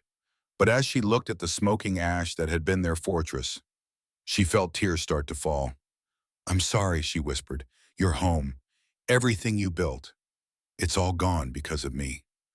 Elijah pulled her close, careful of her wounded arm, and spoke with absolute conviction. "The cabin was just wood and stone. You're alive." "I'm alive. That's all that matters. We'll build another one. Together, better than before." Around them, soldiers made camp. Samuel fell asleep, sitting up, finally safe enough to stop running. And somewhere in the gathering darkness, the Madison River flowed eternal, caring nothing for human drama, witness to both tragedy and triumph. Captain Sherman approached them one final time as the fires were banked and the prisoners secured. "We'll need you both to come to Fort Ellis, give proper depositions, testify when this goes to trial." He paused. "But I want you to know, what you did here, both of you, it saved lives. The women we recovered from Blackwood's remaining wagons, they're traumatized, but alive. Because you fought. Because you didn't surrender." Catherine nodded, too tired for words. "There's medical facilities at the fort," Sherman continued. "A real doctor. You both need treatment, rest, time to heal." "How long before we can come back here?" Elijah asked. "To rebuild?" Sherman looked at the ruins, calculating. "Month, maybe 2, long enough for the trial to conclude, for the threat to be truly ended. You've made powerful enemies by exposing this conspiracy. Best to stay under Army protection until everyone involved is dealt with." It made sense. Hard sense, but sense nonetheless. As the cavalry prepared to depart at first light, and Elijah and Catherine sat together on a fallen log, watching their former home smolder. The partnership born in desperation had been tested in fire and blood, and had not broken. "What happens next?" Catherine asked quietly. Elijah took her hand, lacing his fingers through hers. "We heal. We testify. We see justice done. And then we come back here and build something permanent. Together." She leaned her head on his shoulder, careful of his own injuries. "Partners." "Partners," he agreed. Above them, stars emerged in the darkening sky, the same stars that had watched over this valley for millennia, that would watch for millennia more. The immediate battle was won, but the war for their future was just beginning. And they would face it as they'd faced everything else. Side by side. Equal. Unbroken. Fort Ellis stood solid and permanent against the Montana sky, a bastion of federal authority and wilderness that recognized no law but survival. The cavalry post was home to 300 soldiers, their families, and the infrastructure of civilization pushed into frontier territory. Catherine and Elijah arrived there on the back of a medical wagon, both too weak to ride, carried into safety on stretchers, while Samuel Porter rode alongside, still refusing to rest despite his exhaustion. The fort's hospital was a long, low building that smelled of carbolic acid and lye soap, a place where frontier medicine met military efficiency, where the post surgeon Dr. Henry Morrison ran his operation with the precision of a battlefield veteran who'd learned his trade in the war's worst hospitals. Dr. Morrison was 62 years old, lean as jerked beef, with hands that shook from old wounds, but steadied completely the moment they touched a patient. He took one look at Catherine's reopened arm wound and Elijah's collection of injuries and started issuing orders that left no room for discussion. "Get them into separate beds. I'll see to the woman first since she's lost the most blood. Orderly, I need hot water, clean bandages, and my surgical kit. Move." The weeks that followed blurred together in a haze of healing and testimony of pain managed and strength slowly returning. Catherine's arm required surgery, Dr. Morrison reopening the wound completely to clean out infection that had started in the root cellar's darkness. The procedure left her feverish for 3 days, delirious and calling out for people long dead, while Elijah sat beside her bed against regulations and doctor's orders, refusing to leave. "She saved my life twice," he told the orderly, who tried to make him go. "I'm not leaving her to fight fever alone." On the third night, Catherine's fever broke. She woke to find Elijah asleep in the chair beside her bed, his hand still holding hers, his face gray with exhaustion. The nurse on duty, a kind woman named Margaret, who'd seen too many men keep vigil like this, simply smiled and brought him a blanket.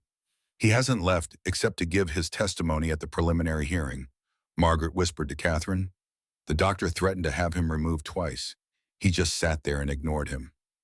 Catherine looked at the man who'd sworn an oath to protect her, who'd burned his home defending her, who now kept watch while she healed. Something shifted in her chest, something that went beyond gratitude or shared trauma. This was what partnership looked like. Not grand gestures, but quiet persistence. Not poetry, but presence. When Elijah woke an hour later, he found her watching him. "You're awake," he said, and the relief in his voice was profound. "You're still here," she replied. "Where else would I be?" She squeezed his hand, the gesture saying everything words couldn't. "Thank you. I see you. I value this. We're in this together." The trial began in the fort's assembly hall 2 weeks later. The territorial judge, a stern man named Blackstone, who'd earned his position through demonstrated wisdom rather than political favor, convened a military tribunal to hear the charges. Blackwood Father Brennan and 8 surviving accomplices sat in chains facing a panel of officers whose faces showed nothing but cold assessment. The evidence was overwhelming. Samuel Porter's documents were entered into record, each ledger entry and letter read aloud for the court.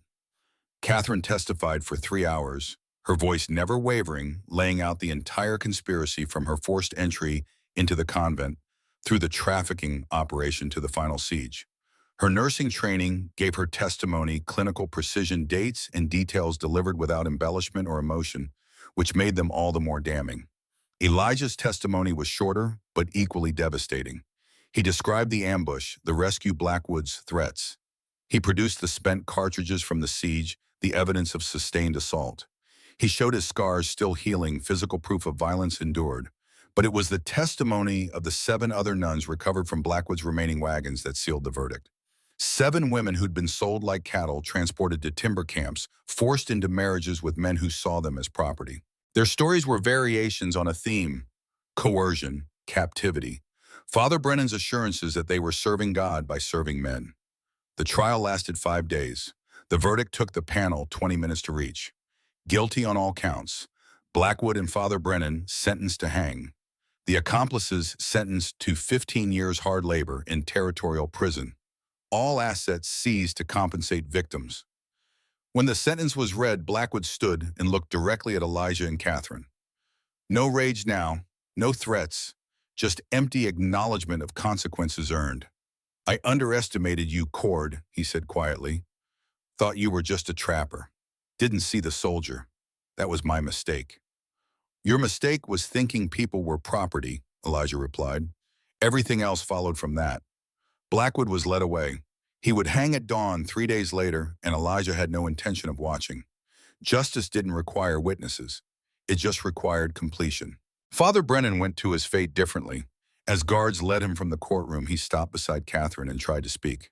She held up her hand, stopping him. I don't need your apology or your justification." 23 women. You sold 23 women over 3 years. Whatever you tell yourself to sleep at night, that's between you and God. But you'll get no absolution from me. The priest's face crumbled, and he was led away weeping. Catherine felt nothing watching him go. The capacity for forgiveness would come later, perhaps, but not today. Today was for justice, not mercy. In the weeks that followed, as their bodies healed and the trial concluded, Elijah and Catherine began planning their return to the Madison River Valley. The fort had been refuge and sanctuary, but it wasn't home. Home was burned timber and ash waiting to be rebuilt. Dr. Morrison cleared them for travel in late May, 6 weeks after they'd arrived. Catherine's arm had healed to the point where she had maybe 85% of her original strength. Permanent damage, the doctor said, but functional. She could work, could shoot if needed, just not as well as before. Small price for being alive, she told Elijah. His own injuries had healed cleaner. The knife wound was a raised scar across his ribs, tender but sealed. His face, swollen and battered from the siege, had returned to normal. Only the old leg wound from the war still troubled him, a permanent reminder of battles long past. On their last night at Fort Ellis, Captain Sherman hosted a small dinner in their honor. Samuel Porter was there, officially enlisted now as a scout for the Army at 16, following in both his father's and Elijah's footsteps. The recovered women were there too, 7 grateful souls who'd found employment and housing at the fort building, new lives from the wreckage of the old. One of them, a young nun named Sister Anne, who'd decided to leave the church entirely after her ordeal, approached Catherine during the meal. "I wanted to thank you," she said quietly, "for fighting, for not surrendering. If you hadn't held out, if you'd given up, none of us would be free." Catherine took the woman's hands. "You would have fought too if you'd had the chance. We all do what we must to survive. But you did more than survive. You won." Sister Anne smiled. "You showed us that chains can be broken. That's a gift I'll carry forever." As they prepared to leave the next morning, Elijah and Catherine stood in the fort's supply depot, taking inventory of what the Army had provided for their rebuilding effort. Timber, nails, tools, glass for windows, 2 good horses and a pack mule, food stores to last through summer while they established new gardens. It was generous beyond measure, the Army's way of saying their service in exposing the conspiracy had value. "This is more than I had when I built the first cabin," Elijah said, running his hand along a stack of fresh cut pine. "We can build something bigger, better." "We'll need bigger," Catherine said quietly. He looked at her, caught something in her tone. "Why?" She met his eyes, and in them he saw hope mixed with uncertainty. "Because partnerships should have room to grow. Because cabins that house 2 might someday need to house more." The implication hung in the air. Not a pregnancy, not yet, but the possibility, the future opening up in ways neither had dared imagine weeks ago. "Then we build big," Elijah said, "and we build to last." The journey back to the Madison River Valley took 3 days at an easy pace, both of them still recovering, neither willing to push too hard. They followed the same trails Elijah had used for a decade, but everything felt different now. He wasn't alone anymore. The silence wasn't solitude, but companionship. On the second night, camped beside a creek, they talked while the fire burned low. "Tell me about the young Elijah," Catherine said, "before the war, before everything changed." He was quiet for a long moment, staring into flames, remembering a person he'd almost forgotten. "Arrogant, cocky. Thought I knew everything about wilderness survival because my father had taught me. Thought I could take on the world and win." "What happened to that boy?" "The war. Saw friends die. Saw good men do terrible things because war demands it. Learned that confidence without competence gets you killed, and competence without humility gets your friends killed." He looked at her. "Came back different, harder, quieter, and lonelier." "And lonelier," he agreed. "Built walls because walls kept pain out. Didn't realize they also kept everything else out too." Catherine moved closer, settling against his shoulder, their bodies fitting together with the ease of long partnership. "And now I'm learning to tear them down. It's harder than building them was." "I'll help," she said simply. They sat in comfortable silence, watching stars emerge, and Elijah felt something he hadn't felt in 15 years. Peace. Not the peace of resignation or emotional numbness. Actual peace. The kind that comes from being exactly where you're supposed to be with exactly who you're supposed to be with. They reached the valley on the afternoon of the 3rd day. The ruins of the cabin greeted them, charred timbers and stone chimney standing sentinel over ashen memory. But Elijah had prepared for this moment. He'd known what he'd find, and he'd also known what he needed to do. He helped Catherine down from her horse and led her not to the ruins but past them to the river, to a specific bend where cottonwood trees grew thick and old. "There," he said, pointing to the largest tree. "That's where we were. Summer of 1860. You were teaching me Longfellow, trying to make me understand meter and rhyme." Catherine moved closer to the tree, and her breath caught. Carved into the bark, weathered but still clear, were initials, EC and CH, surrounded by a rough heart.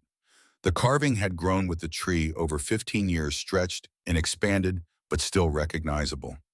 "You kept it," she whispered, her fingers tracing the letters.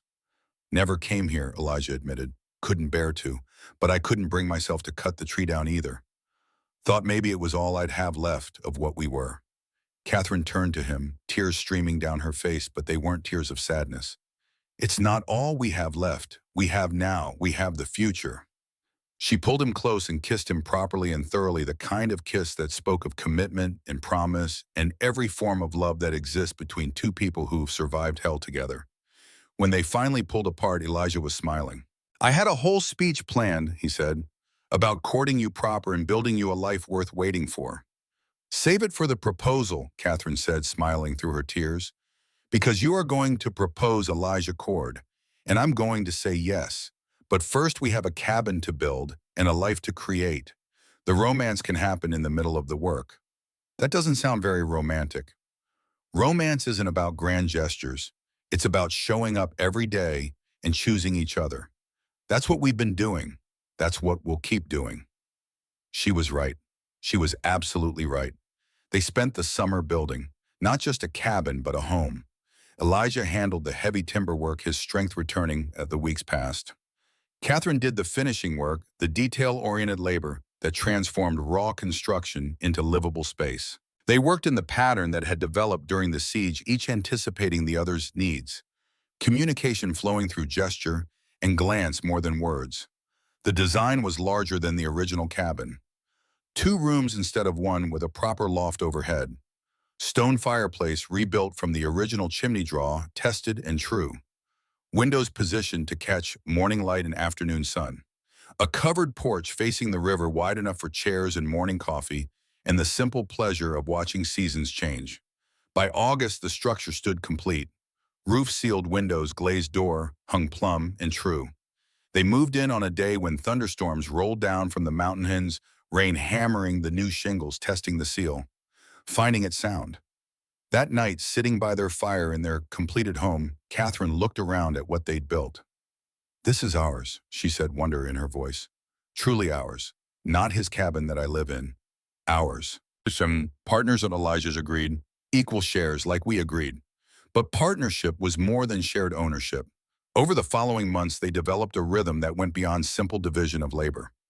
Catherine's idea to transform the raw fur trade came to fruition.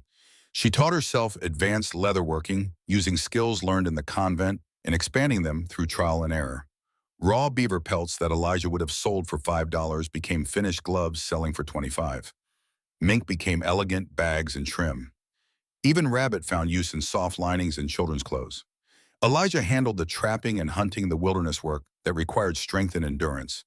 But he also learned bookkeeping from Catherine, how to track inventory and calculate profit, how to negotiate from a position of knowledge rather than just instinct. By their first winter together, they weren't just surviving, they were thriving. The business brought in more money than Elijah had made in his best 3 years alone. They hired 2 local women to help with the leather finishing, creating employment and community connection. But through all of it, through the work in building and business, one thing remained unspoken: the nature of their relationship. They lived together, worked together, built a life together. But they maintained separate sleeping spaces, him in the loft, her in the main room. Propriety observed even in isolation. The spring of 1872 arrived wet and wild, the Madison River running high with snowmelt. Elijah prepared for his annual trip to Helena to sell their goods and purchase supplies. It was a journey he'd made alone for 10 years. This time would be different. I'm coming with you, Catherine announced while they packed. It's a hard ride, 4 days there and back. I've made harder rides, and this is partnership. Remember, the business is half mine. I should be there for negotiations. She was right. Of course she was right. They rode to Helena together, their horses laden with finished goods that drew admiration and excellent prices. Catherine's business sense proved as sharp as her leatherwork. She negotiated prices that Elijah would never have thought to ask, securing contracts with merchants who wanted exclusive arrangements. On their last day in Helena, Elijah told Catherine he had an errand to run alone. She looked at him curiously but didn't press. Some things required privacy. He went to the assayer's office and converted 6 months of profit into gold coin. Then to the jeweler, a craftsman named Brennan, who'd set up shop after the war. No relation to the disgraced priest, thank God. I need a ring, Elijah said. Gold, simple, strong. The jeweler showed him options. elaborate pieces with stone's delicate filigree ornate bands. Elijah rejected them all. Finally, the jeweler brought out a simple gold band, wide enough to show permanence, plain enough to survive hard work. This, Elijah said, this is right. For your wife. Not yet, but soon. The ring cost $30 more than he'd ever spent on a single item in his life. He tucked it into his coat pocket and rode back to meet Catherine, the weight of gold and promise warm against his heart. They returned home in early May to find their valley transformed. Wildflowers covered the meadows. The river ran clear and strong. The cottonwood trees were in full leaf, vibrant green against blue sky. Elijah knew the moment had come. They'd built a home together, created a business together, survived siege and testimony and recovery together. Now it was time to make partnership into something more permanent. On a Saturday evening clear and perfect, he asked Catherine to walk with him. She agreed without question, trusting as she'd learned to trust completely. He led her to the river, to the cottonwood tree with their carved initials, to the place where everything had started 15 years ago. The sun was setting, painting the valley gold. The river made its eternal music. Birds called from the trees, nature providing the romance that Elijah's rough upbringing had never taught him to create. He knelt. His bad leg protested, but he ignored it. Some moments demanded formality regardless of physical cost. Catherine's hands flew to her mouth, understanding immediately what was happening. Catherine Hayes. Elijah began, his voice rough with emotion. 15 years ago, I carved our initials into this tree and promised to marry you when I came back from the war. I broke that promise by not fighting hard enough to verify the truth. I let a letter and my own hurt pride keep me from you for 10 long years. He pulled the ring from his pocket, the gold-catching sunset light. But 4 months ago, you were brought back into my life in chains. I swore a sacred oath to free you or die trying. We fought together, bled together, nearly died together. And then we built something together. Something real and lasting. His voice steadied conviction, replacing nervousness. I can't give you wealth or easy comfort. This life is hard and always will be. But I can give you partnership in everything. Equal shares in work, in profit, in decision in life. I can give you my protection, my loyalty, my absolute commitment. I can promise you that I will never stop fighting for us, that I will tear down every wall I've built if it means letting you in completely. He held up the ring. Catherine Hayes, will you marry me? Will you be my partner, not just in business, but in everything? Will you let me spend the rest of my life proving that the oath I swore was just the beginning? Catherine was crying, tears streaming freely, but she was also smiling. She pulled him to his feet, ignoring the formal moment, needing him standing, needing them eye to eye. Elijah Cord, you never broke your promise. You came back. You saved me when I needed saving, and then you let me save you back. You built me a home and made me a partner. You've already given me everything I ever wanted. She held out her hand. Yes, 1,000 times yes, to partnership in everything, to building this life together, to facing whatever comes next side by side. He slipped the ring onto her finger with shaking hands. It fit perfectly, the jeweler's guess accurate. She held up her hand, admiring the simple gold band in the dying light. It's perfect, she said. It's us, simple and strong and made to last. And then they were kissing properly and thoroughly under the cottonwood tree where they'd kissed as teenagers, where promises made 15 years ago were finally being fulfilled. The river flowed, the birds sang. The valley that had witnessed so much pain now witnessed joy. When they finally pulled apart, both breathless, Catherine rested her forehead against his. When, she asked, as soon as possible. This fall, maybe. Give time to plan something proper. November, Catherine decided. After harvest, but before heavy snow. Small ceremony, just people who matter. Father Samuel from the fort. Yes, and Samuel Porter, and Dr. Morrison, and the women from the business. She smiled. 20 people at most. In the cabin we built, that's all I need. They walked back to the cabin, hand in hand, as darkness fell, engaged now, committed formally to what they had already been building. But something had shifted. Permission granted to dream bigger, to plan for permanence, to stop hedging against loss. That night, for the first time, Elijah didn't retreat to the loft. Catherine didn't suggest he should. They sat by the fire until it burned to coals, talking about the future. About the wedding, about expanding the business. about children spoken of carefully but with hope. The months between May and November passed in productive joy. They worked as hard as ever, but with new purpose. The cabin was decorated with Catherine's touches, curtains, sewn rugs, woven small comforts that transformed house into home. The business expanded contracts signed with the merchants in 3 territories, reputation growing for quality goods fairly priced. And through it all, they courted, properly and deliberately, even though they were already engaged, already living together. Elijah brought her wildflowers from the meadows. Catherine baked his favorite foods. They took evening walks, held hands, stole kisses when work allowed, learning each other not in crisis but in calm, building intimacy through 1,000 small moments. November arrived cold and clear. Samuel Porter rode in from Fort Ellis 2 days before the wedding, bringing Father Samuel and Dr. Morrison. The women from the business arrived the day before, bringing food and decorations, and the kind of feminine energy the cabin had never known. On the morning of the wedding, Elijah stood on the porch watching the sun rise over his valley, their valley, soon to be their life officially, legally, spiritually.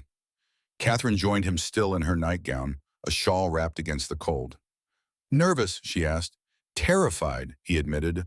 What if I'm not good at being married? What if I'm too damaged from the war, too set in my ways? She took his hand. Then we'll figure it out together. That's what partnership means. Not being perfect, just being willing to work through imperfection. The ceremony was set for 2 in the afternoon, giving everyone time to prepare. Catherine dressed in the main room with help from the other women, emerging in a simple cream-colored dress she'd sewn herself. No veil, no elaborate train, just clean lines and good fabric that spoke of practicality and grace. Elijah wore new clothes purchased in Helena, dark trousers, white shirt, vest. He'd trimmed his beard and combed his hair, looking more civilized than he had in years. Samuel Porter, serving as his attendant, helped him with collar studs that frustrated his calloused fingers. Nervous, the young man asked. Beyond words, Elijah admitted. Good, means it matters. The ceremony took place in the main room of the cabin, the space packed with 20 souls who'd seen Elijah and Catherine through their worst and now celebrated their best. Father Samuel, young and earnest, conducted the service with simple dignity. The vows were traditional, but when it came time for personal additions, Elijah spoke from the heart.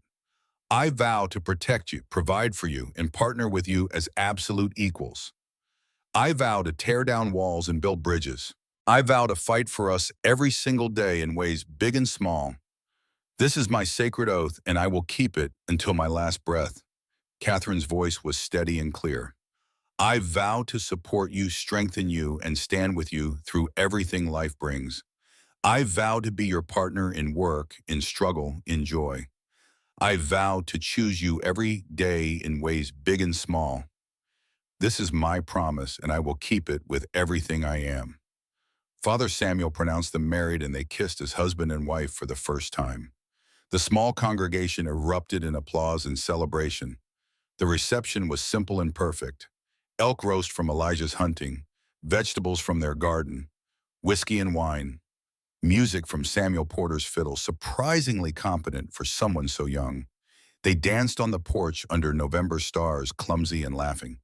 Neither of them natural dancers, but both absolutely happy. As the evening wound down and guests departed to makeshift camps around the property, Elijah and Catherine stood alone in their cabin, their home, their life. Mrs. Cord, Elijah said, testing the name. Mr. Cord, Catherine replied, smiling.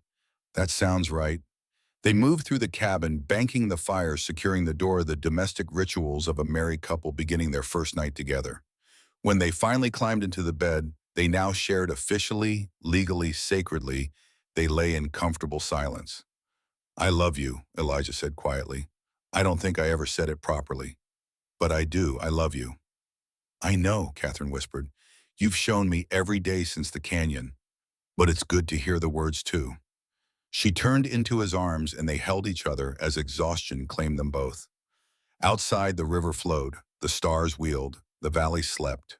And inside the cabin built by partnership, two people who'd survived hell together began the next chapter. The years that followed were not without struggle, but they were good years. Rich years. Years that proved the partnership was more than crisis-born necessity. In the spring of 1872, Catherine discovered she was pregnant. The realization came through familiar signs the convent nursing had taught her to recognize. Morning sickness fatigue changes in her body that spoke of life beginning. She told Elijah one evening in April, simply and directly, "We're going to have a child. Late summer, I think." His reaction was complex, joy certainly, but also fear. Frontier childbirth was dangerous. Women died, babies died, the statistics were brutal, and Elijah knew them. "Dr. Morrison," he said immediately, "we'll get him here a month before the birth. Keep him on retainer if we have to." Elijah women have been having babies for thousands of years. "Not my woman. Not my child. We're doing this as safely as possible." Catherine smiled at his protectiveness, understanding it came from love and loss. "All right, we'll be cautious, but we'll also trust that we're strong enough to handle this." The pregnancy progressed normally through spring and summer. Catherine continued working her body, adapting to the changes. Elijah became impossibly protective, hovering, checking on her, constantly driving her to affectionate exasperation. "I'm pregnant, not fragile," she told him repeatedly. "You're carrying the most important thing in the world," he replied. "I'm allowed to worry." Dr. Morrison arrived in August, bringing his medical kit and the reassurance of professional competence. He examined Catherine thoroughly, declared her healthy, and settled in to wait.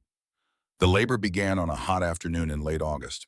22 hours of difficulty, of pain, managed through breathing and determination, of Elijah pacing like a caged animal while Dr. Morrison and Catherine worked through the ancient process of bringing life into the world. When the baby's cry finally split the air, Elijah burst into the room to find Catherine exhausted but alive, holding a tiny, perfect daughter. "She's here," Catherine said, tears streaming. "She's perfect." Elijah took the baby with shaking hands, this impossibly small person who was half him and half Catherine, who represented everything they'd built and everything they were becoming. "Sarah Elizabeth Cord," Catherine said, "after your mother and mine."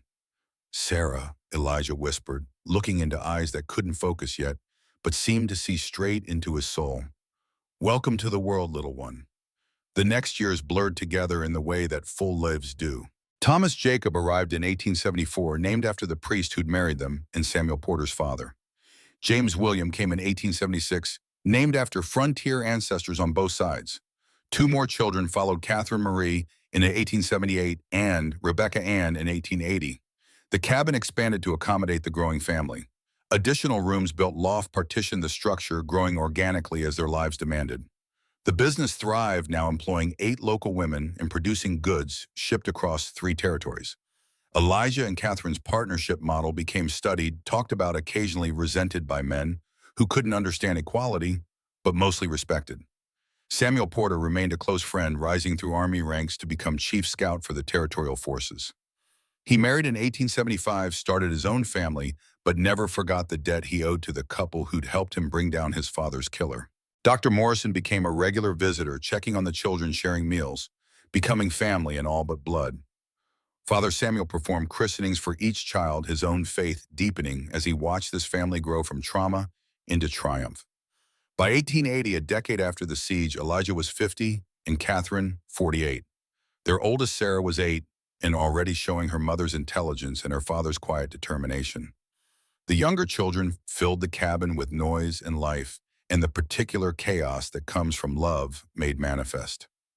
One evening, sitting on the porch they'd rebuilt 3 times as the structure expanded, Elijah and Catherine watched the sun set over their valley.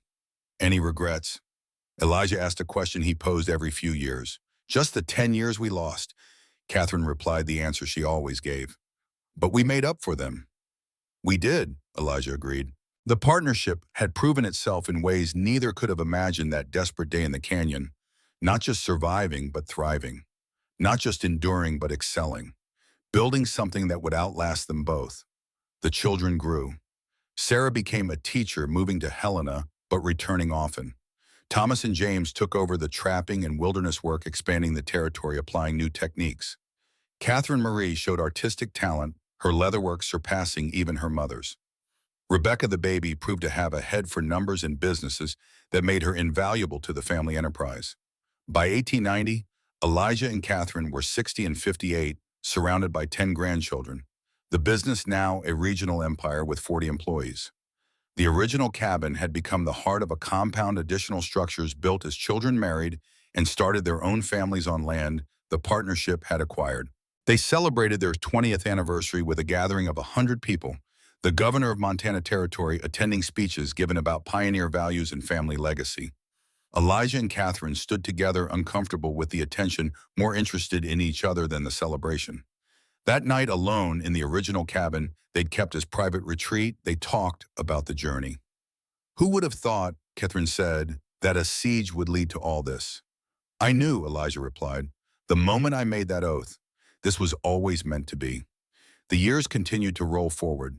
1900 found them at 70 and 68, health declining, but spirits strong. The grandchildren were teenagers and young adults now, the great-grandchildren starting to arrive. The business had been formalized as Cord Leather Goods, incorporated professional but still family-run. They spent more time in the original cabin, leaving daily operations to younger generations, content to watch seasons change and river flow. Elijah's leg bothered him constantly now. Catherine's arm, damaged in the siege, had stiffened with age, but their minds remained sharp, their love deeper. In 1910, they celebrated their 40th anniversary. Elijah was 80, Catherine 78. The gathering was smaller, more intimate. Children and grandchildren and great-grandchildren. Samuel Porter, now 70, and still vital.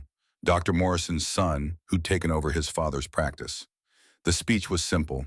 Catherine delivered it, her voice still strong. We survived because we fought together, built together, lived together as true equals. That's the secret. Not romance or passion, though we had both. Partnership. Seeing each other as equally valuable, equally capable, equally worthy of respect. That's what made us strong. The valley had become legendary, the cabin property recognized as historic. Books had been written about the nun trafficking ring rescue, about the siege, about the partnership that followed. Elijah and Catherine were minor celebrities, uncomfortable with fame, focused on family. The winter of 1923 was harsh snow coming early and heavy. Catherine, now 81, weakened through December. Not dramatically, just a gradual fading, the body finally surrendering to time's arithmetic. She died in January, peacefully in her sleep. Elijah held her hand as she passed, felt the moment her spirit left the room suddenly colder despite the fire. Her last words spoken hours before, "Thank you for saving me." His response whispered to her sleeping form, "Thank you for saving me back." They buried her under the cottonwood tree, the one with carved initials, now 63 years old, grown massive and permanent. The stone bore simple words, Catherine Hayes Cord, 1842 to 1923, partner, wife, mother, builder of legacies. Elijah lived 2 more years quieter, now spending his days in the cabin, talking to Catherine's memory, receiving visits from family that numbered in the dozens. His mind remained sharp until the end, his body simply wearing out. He died in his sleep in March of 1925 at 85 years old. They buried him beside Catherine under the tree, their graves, side by side as their lives had been.